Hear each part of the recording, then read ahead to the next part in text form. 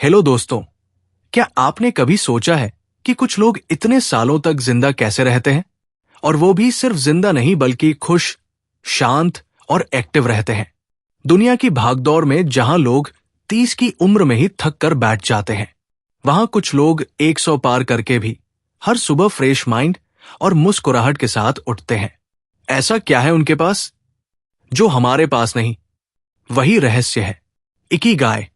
Ikigai एक जापानी word है, लेकिन इसका मतलब सिर्फ शब्दों में नहीं बताया जा सकता।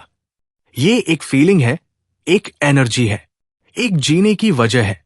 जब जिंदगी के हर दिन में एक पर्पस होता है, जब हम जानते हैं कि हम क्यों एक्सिस्ट करते हैं, तब हमारा माइंड, बॉडी और सोल तीनों एक रिदम में चलने लगते हैं। सोचिए एक ऐसी सुबह जहां आप उठते हैं बिना किसी अलार्म के, सिर्फ इसलिए क्योंकि आप एक्साइटेड हैं अपनी जिंदगी को जीने के लिए। आपको पता है कि आज का दिन सिर्फ औरों के लिए नहीं, आपकी अपनी ग्रोथ के लिए भी है। कोई स्ट्रेस नहीं, कोई डर नहीं, बस एक इंटरनल पीस और पैशन। यही है वह जादू जिसे कहते हैं इकिगाई। जापान के एक छोटे से आइलैंड ओकिनावा में दुनिया के सबसे ज्यादा 100 साल के बुजुर्ग रहते हैं। ये लोग ना जिम जाते हैं, ना डाइट प्लान्स फॉलो करते हैं, लेकिन फिर भी वो इतनी लंबी और खुशहाल जिंदगी जीते हैं क्योंकि उन्होंने अपना इकिगाई ढूंढ लिया है। वो छोटा सा रीजन जो हर सुबह उन्हें उठने की मोटिवेशन देता है।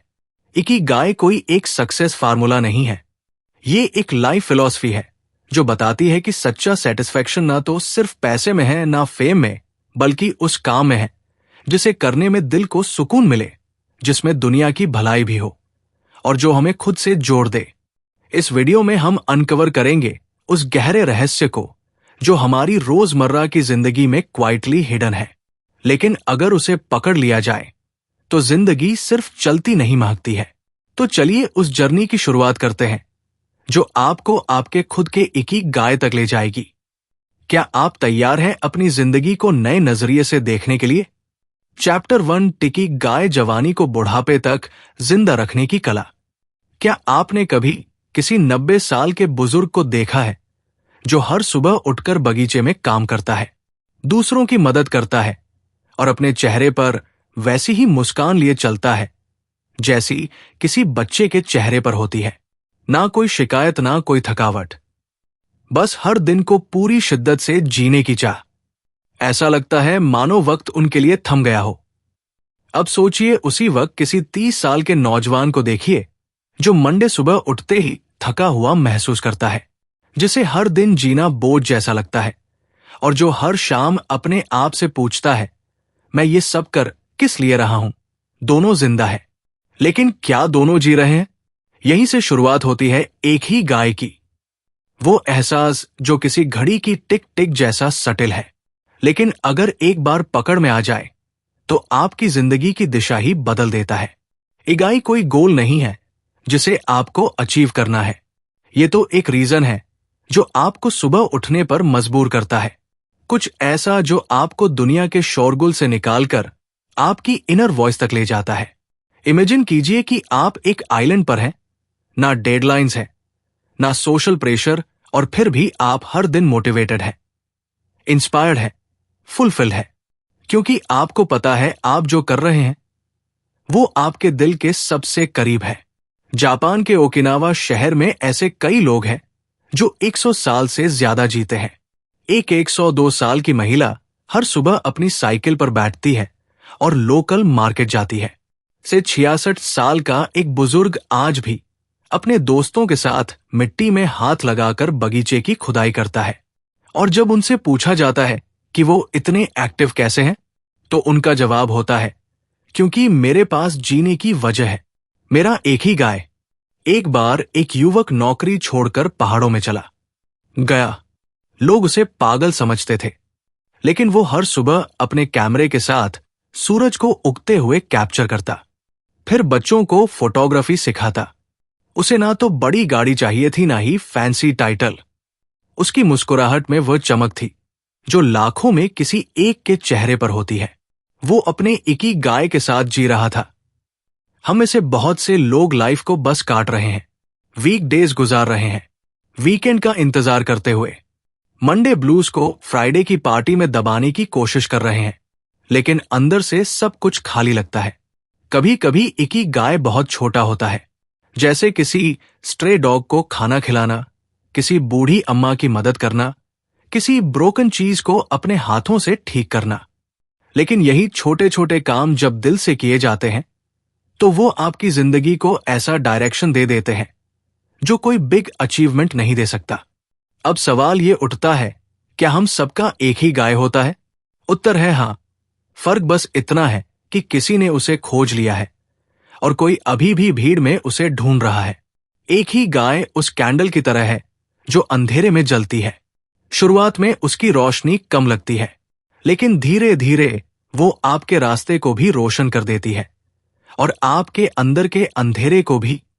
जब आप उस काम को करते हैं जिसे आप जेन्युइनली पसंद करते हैं, तो आपकी उम्र सिर्फ एक नंबर बन जाती है।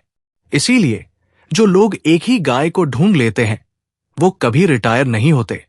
उनके लिए जिंदगी का कोई एंड नहीं होता, क्योंकि हर दिन उनके लिए एक नई शुरुआत होता है।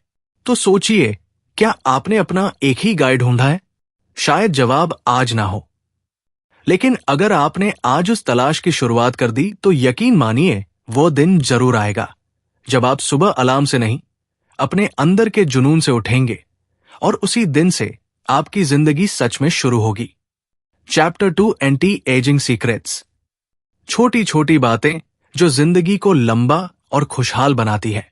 कभी गौर किया है, कुछ लोग उम्र के साथ और भी निखरते जाते हैं। जैसे जैसे उनके बाल सफेद होते हैं, उनके चेहरे पर एक अलग चमक आ जाती है, जैसे वक्त उन्हें थका नहीं रहा बल्कि और मजबूत बना रहा है। वही झुर्रियां जो दूसरों के लिए बुढ़ापे की निशानी होती है, उनके लिए विजडम का सिंबल बन जाती है। लेकिन कैसे? क्या उनके पास कोई मैजिकल इलाज है? कोई खास टॉनिक या कोई एक्सपेंसिव डॉक्टर नहीं। उनके पास है कुछ ऐसी डेली हैबिट्स, कुछ ऐसे रिचुअल्स जो बाहर से नहीं अंदर से उन्हें जवान बनाए रखते हैं। यही है वो एंटी एजिंग सीक्रेट्स जो इंसान की बॉडी को नहीं, सोल को जिंदा रखते हैं। ओकिनावा की गलियों में जब सुबह की पहली किरणें पड़ती हैं, तो वहां के बुजुर्ग घर के बाहर ब्रूम लेकर सफाई करते हैं। वो एक्सरसाइज नहीं कर रहे, लेकिन उनका शरीर एक्टिव है।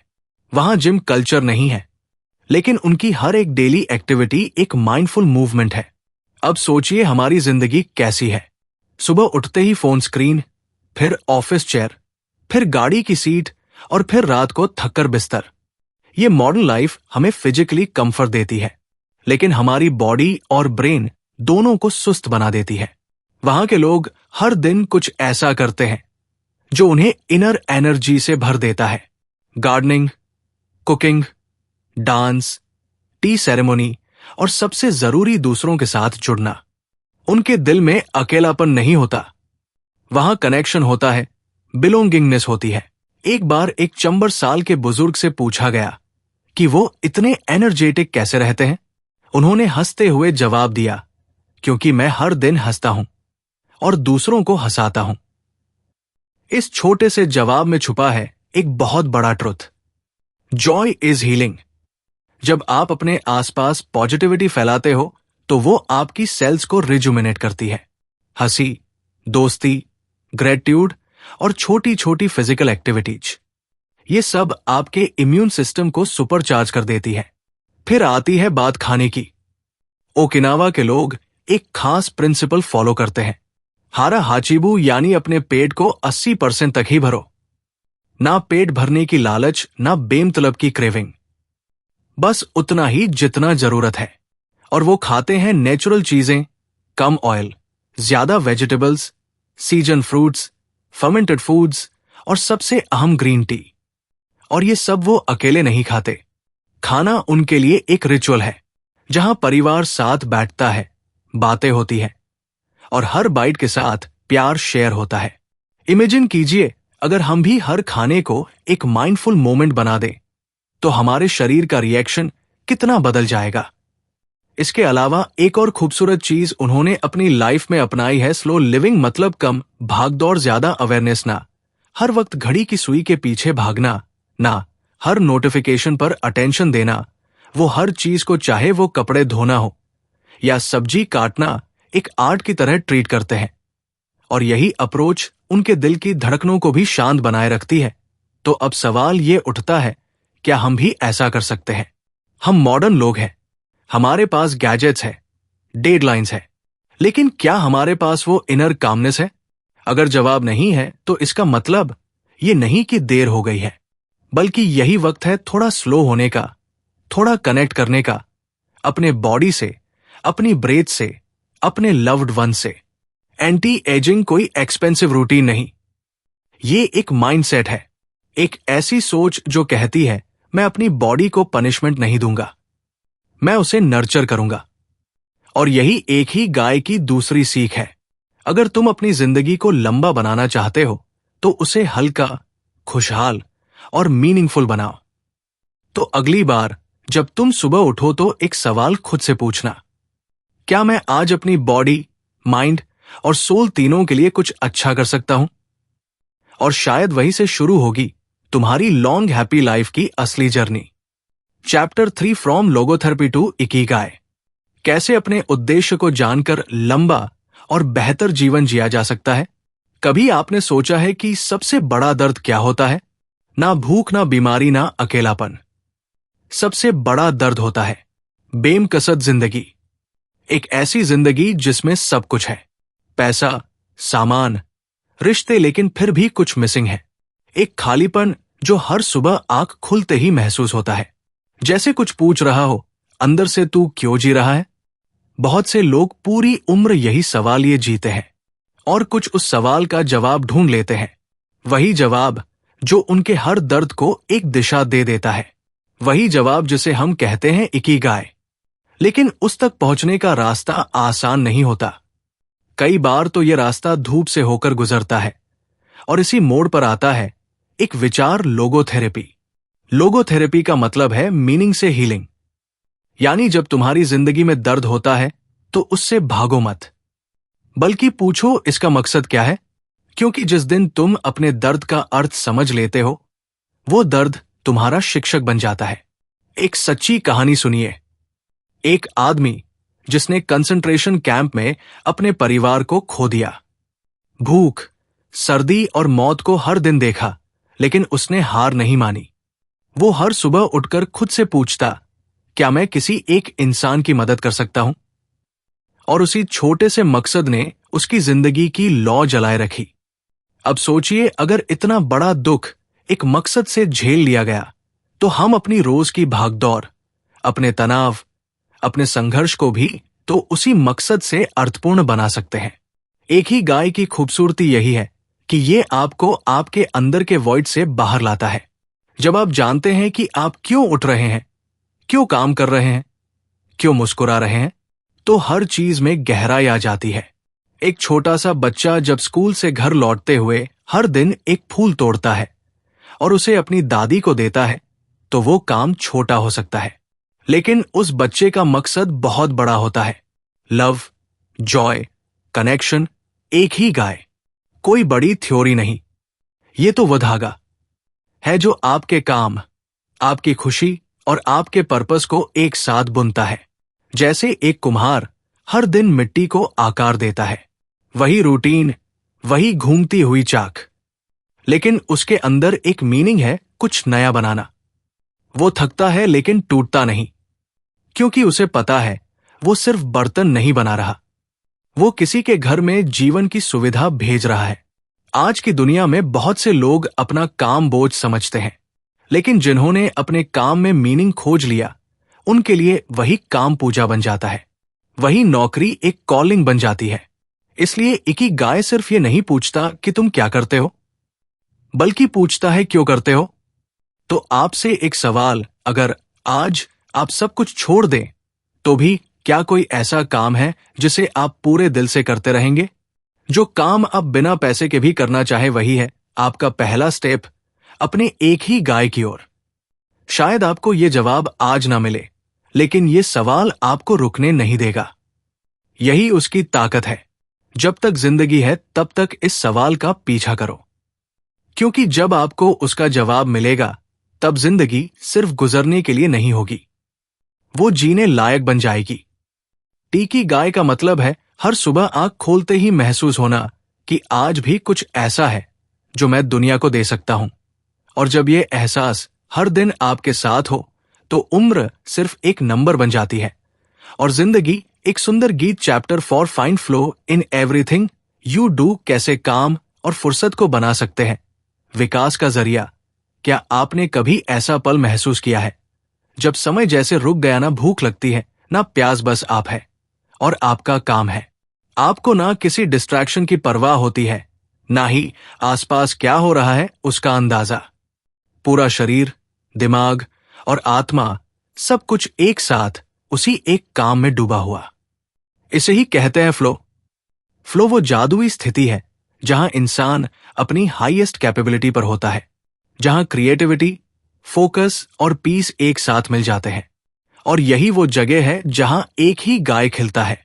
लेकिन अफसोस की बात यह है कि आज की जिंदगी में लोग काम को पनिशमेंट समझते हैं। बस किसी तरह खत्म हो जाए, फ्राइडे आ जाए, यही सोच हर सुबह उठते ही दिमाग में आती है।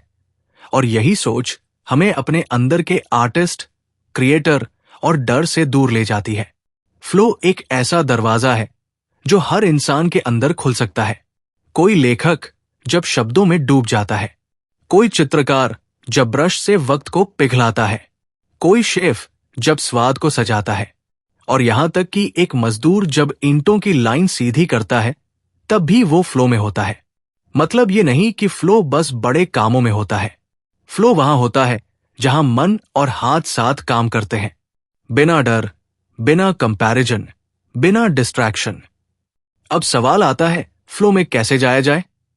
सबसे पहले आपको वो काम चुनना होता है जिसमें आप खो सकते हैं। वो नहीं जो दूसरों को दिखाने के लिए करते हैं, बल्कि वो जो आपकी रूह को शांत कर दे। फिर आपको अपने कंफर्ट जोन से थोड़ा ऊपर जाना होता है ताकि टास्क ना ज्यादा आसान हो ना बहुत मुश्किल। बस इतना कि आपका पूरा ध्यान उसमें डूब जाए। एक बार एक लड़का था जो हर दिन गिटार प्रैक्टिस करता था। घंटों तक वो एक ही ट्यून पर अटका रहता, लेकिन हार नहीं मानता। जब उससे पूछा गया कि उसे बोरियत नहीं होती तो वो बोला, जब मैं प्ले करता हूं तो मैं होता ही नहीं, बस म्यूजिक होता है। यही है फ्लो, जहां आप खुद को भूल जाते हैं और सिर्फ वो रह जाता है जो आप बना रहे हैं, जो आप जी रहे हैं। फ्लो की सबसे खूबसूरत बात यह है कि जब आप इसमें होते हैं तो टाइम आपकी गुलामी करता है। घंटों कैसे बीत जाते हैं पता ही नहीं चलता, और जब आप बाहर निकलते हैं तो आपको थकान नहीं, सेटिस्फैक्शन मिलती है। आज की दुनिया आपको सिखाती है कि मल्टीटास्क करो, फास्ट चलो, जल्दी रिजल्ट लाओ। लेकिन फ्लो आपको सिखाता है धीरे चलो, गहराई में जाओ, हर पल को जियो। ओकिनावा के बुजुर्गों को देखिए, जब वो बगीचे में फूल लगाते हैं तो वो सिर्फ गार्डनिंग नहीं कर रहे होते, वो फ्लो में होते हैं। जब वो हाथ से चाय बनाते हैं, हर हलचल, हर अरोमा को महसूस करते हैं, तो वो मेडिटेशन से कम नहीं होता। फ्लो आपके दिमाग को रिसेट करता है, आपकी बॉडी में डोपामिन और एंडोफिनस की बारिश कर देता है, और सबसे बड़ी बात, ये आपको जीवित महसूस कराता है। इसलिए चाहे आप कुछ भी करते हो, पढ़ना, लिखना, खाना बनाना, चलना, गाना, मिट्टी में खेलना, उस काम में ऐसा डूबो कि आप और वो काम एक हो जाए। फ्लो में जीना मतलब है जिंदगी के हर पल को पूरे होश में जीना। तो अगली बार जब आप कोई भी काम करें, छोटे से छोटा भी, तो मोबाइल साइड में रखिए, ध्यान को कैद करिए और खुद को उस पल में खोने दीजिए, क्योंकि फ्लो वही जगह है जहां एक गाय सांस लेता है, और जब आप उस जगह पर होते हैं तो दुनिया की सबसे सच्ची खुशी आपके पास होती है। Chapter 5 masters of longevity. दुनिया के सबसे लंबे समय तक जीने वाले लोगों की जुबानी जिंदगी के रहस्य सोचिए। एक ऐसी जगह जहां लोग 90 या 100 की उम्र में भी बिना छड़ी के चलते हैं, खुद खाना बनाते हैं और हर सुबह किसी छोटे बच्चे जैसी मुस्कान के साथ उठते हैं। जहां उम्र सिर्फ एक नंबर है और जिंदगी हर दिन एक ताजा शुरुआत। ऐसी ही एक जगह है जापान का ओकिनावा आइलैंड। ये जगह सिर्फ सुंदरता या समंदर के लिए नहीं जानी जाती, बल्कि यहाँ के लोग दुनिया के सबसे ज्यादा सेंटेनेरियंस यानी 100 साल से ज्यादा जीने वाले लोगों में गिने जाते हैं।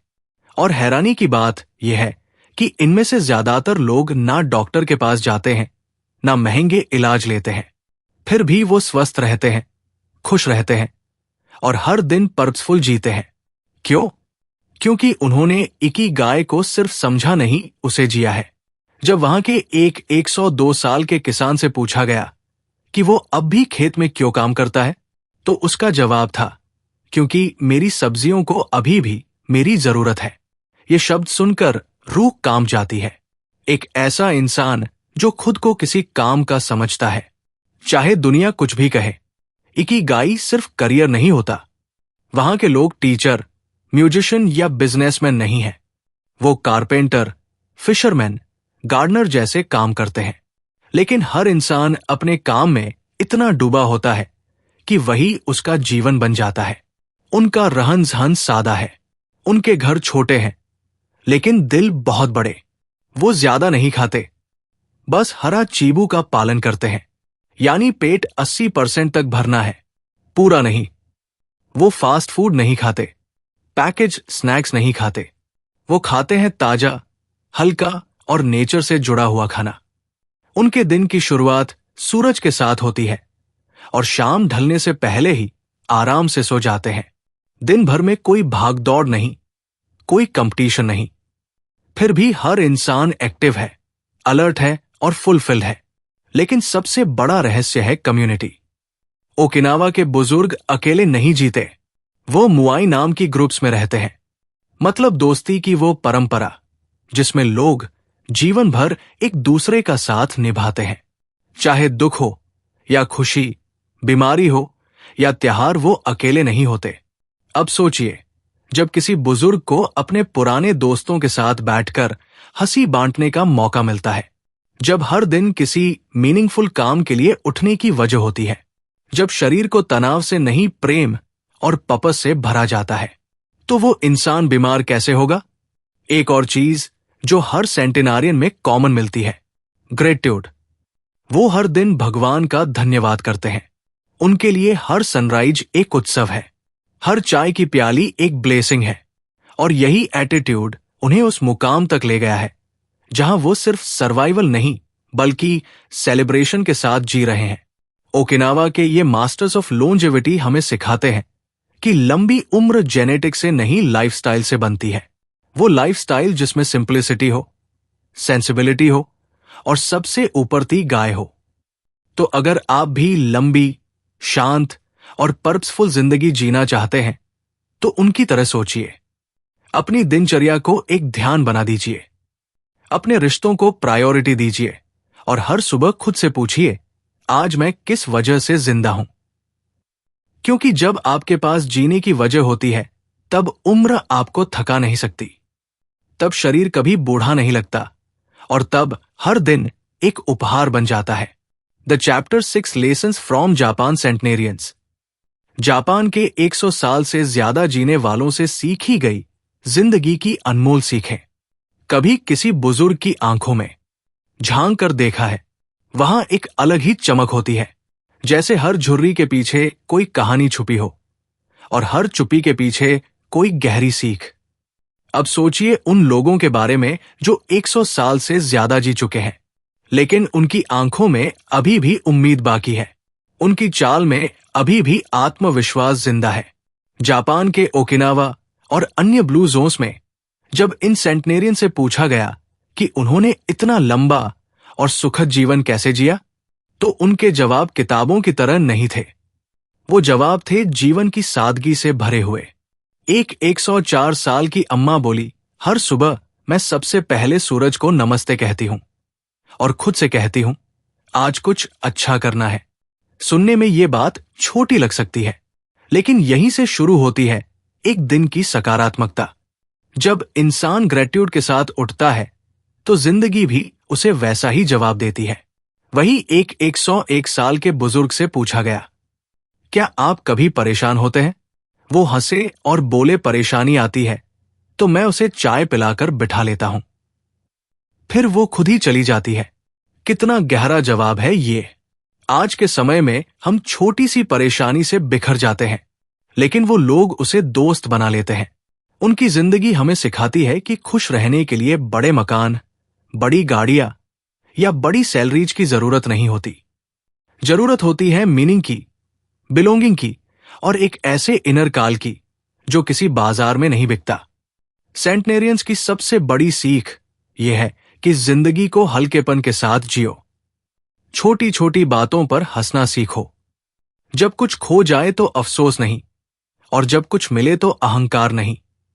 उनके लिए हर दिन एक तोहफा है, हर काम एक पूजा है। एक महिला जो 102 साल की है, हर दिन खड़ाई करती है, उनकी उंगलियां कांपती है, लेकिन दिल स्टेडी रहता है, क्योंकि उन्हें पता है वो जो बना रही है उसमें प्यार है। और जब काम में प्यार होता है तो उम्र की कोई सीमा नहीं रहती।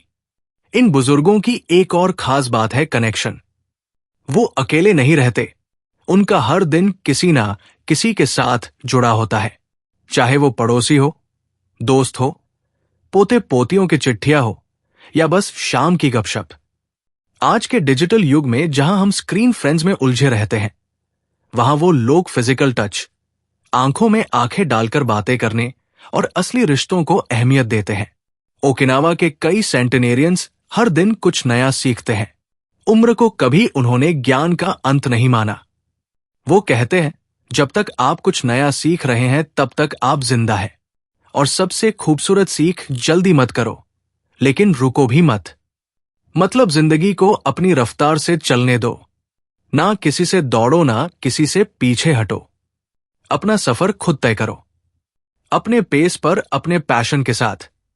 तो अगर हम वाकई में लंबी, शांति से भरी और संतुलित जिंदगी जीना चाहते हैं, तो इन सेंटनेरियंस की सादगी को अपनाना होगा।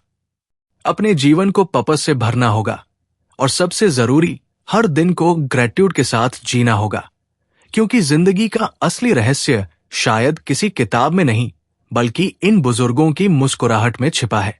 चैप्टर से द इकिगाई डाइट।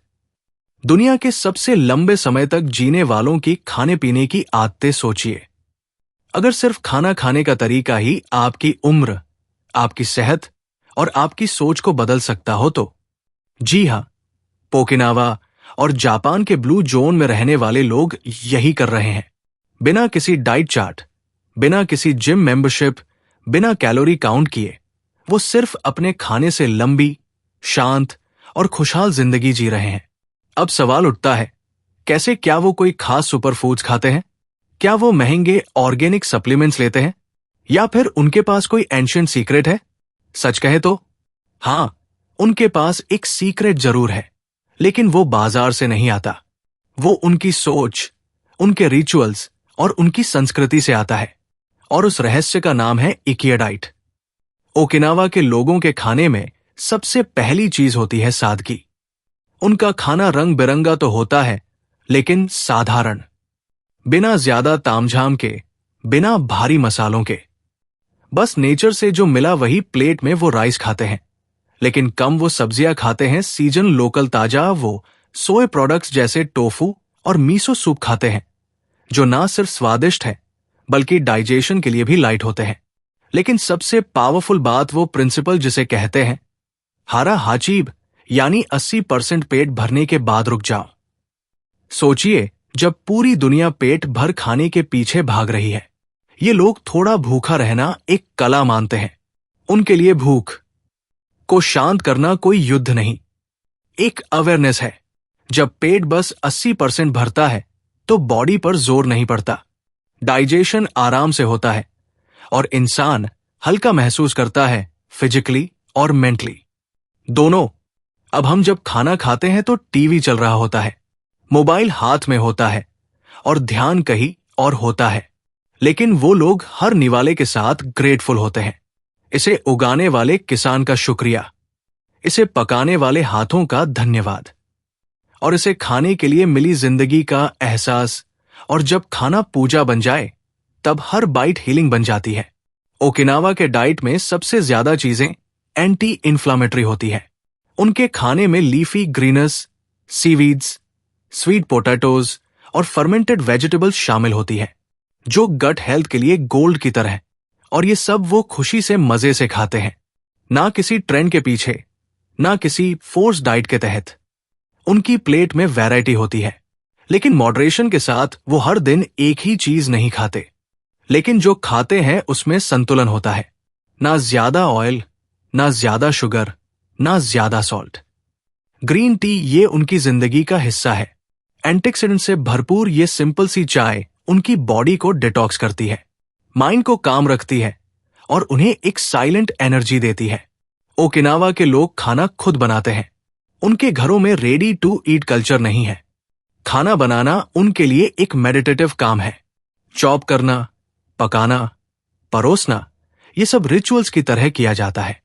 और जब कोई काम माइंडफुलनेस के साथ किया जाए तो वो सिंपल रूटीन भी स्पिरिचुअल बन जाता है। तो सोचिए, हम क्या खा रहे हैं, कैसे खा रहे हैं और क्यों खा रहे हैं। इकिगाई डाइट हमें सिखाता है कि खाना सिर्फ भूख मिटाने का जरिया नहीं है। ये बॉडी, माइंड और सोल तीनों के लिए फ्यूल है। और जिस दिन हम खाने के साथ कनेक्शन बना लेंगे, उस दिन हमारी जिंदगी में एक नया फ्लो आ जाएगा। तो अगली बार जब आप खाना खाए, थाली को सिर्फ भरिए मत, दिल भी भरिए, स्वाद को महसूस कीजिए, थैंकफुल बनिए और अपनी बॉडी को वह दीजिए जो वो डिर्व करती है। क्योंकि जब आप अपने खाने से प्यार करते हैं तो आपकी जिंदगी भी आपसे प्यार करना शुरू कर देती है। चैप्टर 8 जेंटल मूवमेंट्स लगर लाइफ, हल्के फुल्के हाव भाव से कैसे जी सकते हैं लंबी और सक्रिय जिंदगी।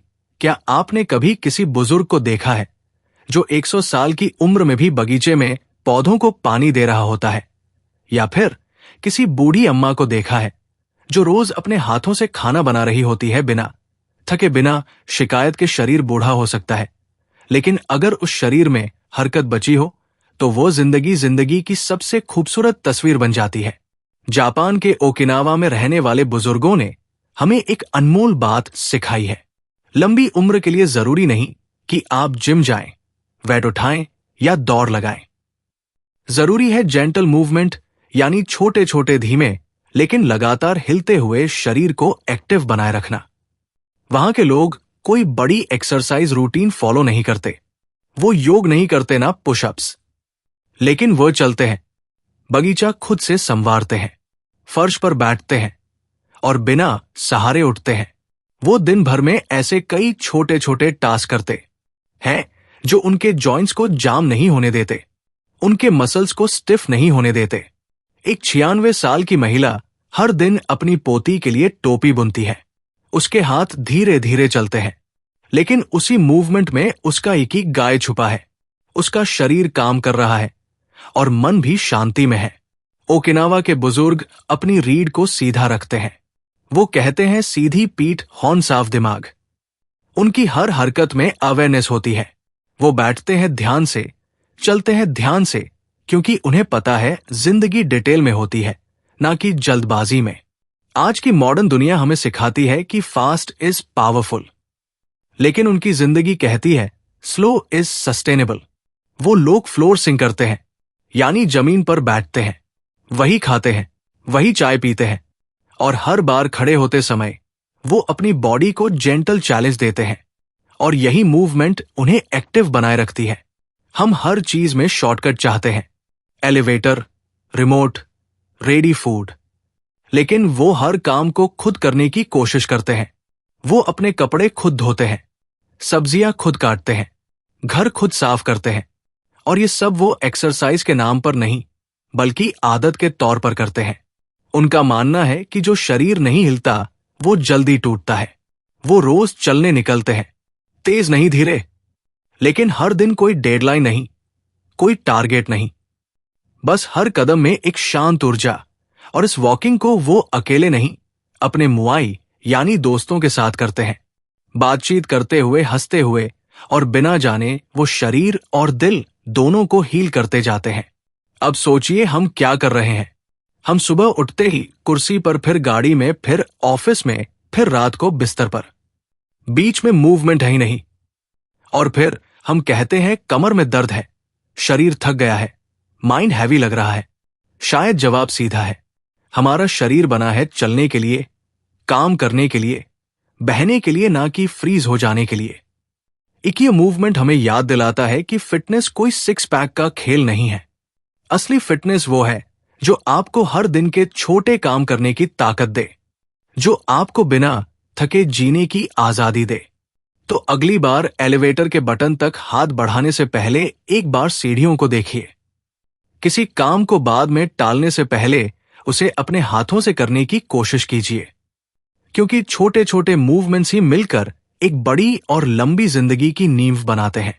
तो दोस्तों, अब तक की इस खूबसूरत यात्रा में हमने जाना कि जिंदगी को सिर्फ जीना ही काफी नहीं, उसे पर्पसफुली जीना जरूरी है। हमने जाना कि इकिगाई कोई लग्जरी नहीं, ये एक जरूरत है। वो वजह जो हमें हर सुबह बेड से बाहर खींचती है, वो काम जो पैसे के लिए नहीं दिल के सुकून के लिए किया जाता है, वो रिश्ता, वो आदत, वो सोच जो हमें इस भीड़ भरी दुनिया में भी अपनी एक अलग पहचान देती है। इकिगाई हमें सिखाता है कि खुशी बड़ी चीजों में नहीं छुपी होती, बल्कि रोजमर्रा की उन छोटी बातों में होती है जिन पर हम ध्यान ही नहीं देते। एक कप गर्म चाय, एक पुराना दोस्त, सुबह की धूप या बगीचे में उगती नई कली, यही है सच्ची जिंदगी। और जब हम अपने काम में फ्लो ढूंढ लेते हैं, अपने रिश्तों में मीनिंग ढूंढ लेते हैं, अपने खाने में रिस्पेक्ट ढूंढ लेते हैं और अपने हर दिन में थैंकफुलनेस, तब इकिगाई सिर्फ एक कॉन्सेप्ट नहीं रह जाता, वो बन जाता है जीवन का तरीका। तो आज आपसे एक सवाल पूछना चाहता हूं, क्या आप अपनी जिंदगी को यूं ही चलने देंगे, या अब वक्त आ गया है रुक कर सोचने का, खुद से ये पूछने का मेरा इकीदा ही क्या है? क्योंकि जिस दिन आपने उसका जवाब ढूंढ लिया, उस दिन से आप सिर्फ जिंदा नहीं रहेंगे, बल्कि वास्तव में जीना शुरू करेंगे।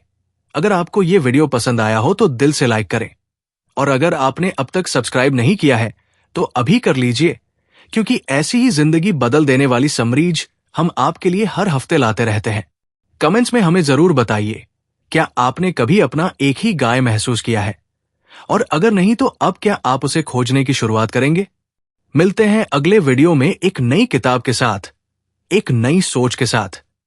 तब तक के लिए खुद को जानिए, जिंदगी को जिए और अपने एक ही गाय को महसूस कीजिए। Thank you.